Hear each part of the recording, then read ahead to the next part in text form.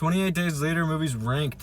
Number 4, 28 Weeks Later. Now, I guess this is the only place to put this one. I mean, I've never seen anyone put it in not last place, but I honestly don't think it's that bad. I think it's about the same as 28 Days Later, but we'll get to that in a sec. I think zombie movies are kind of mid and formulaic in general, and this is not really an exception, but I do think this one, as well as the rest of the franchise, does put an interesting twist on how humanity can become worse than zombies when you let it. I think what clearly makes this one the worst is the characters. Like, all the other ones have some pretty good and memorable characters.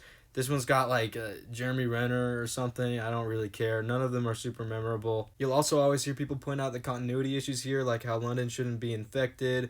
I mean, I don't really lose my crap over that. I'm not a huge diehard fan of the franchise, but that too, I guess. Again, it's not that bad. Just a pretty mediocre 6 out of 10. 3, 28 Days Later. An apparently beloved classic zombie movie. I hadn't seen it till a couple months ago.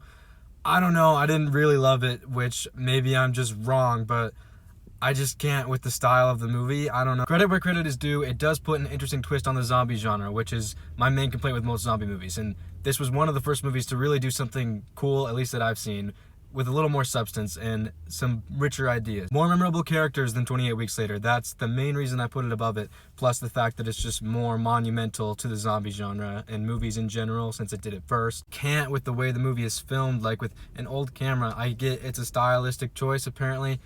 I just think it's a bad stylistic choice. I don't know. It doesn't look good. I don't know why people really love it for that. I just feel I watched a different movie than everyone else, but another 6 out of 10. Number 2, 28 Years Later, The Bone Temple. The next two on the list go pretty hand in hand. It's a part 1 and 2.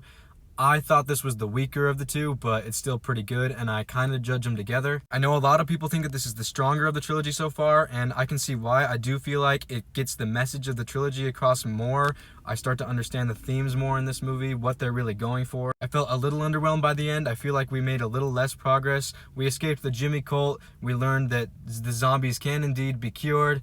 The cinematography is great. It's crazy how much better these movies look visually than the previous ones. I mean, of course, because they're newer, but also I just think the style and the directing is so much sharper in these two movies. Can't call this movie objectively worse than its predecessor. It's just about what I clicked with more in part 1.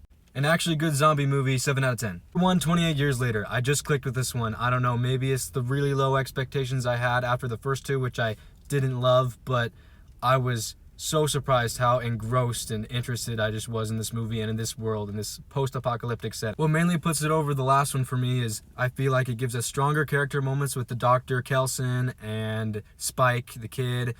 I just really connected with them more. I thought the action was sharper here. I was totally a sucker for the goofy little thing it did with the camera when they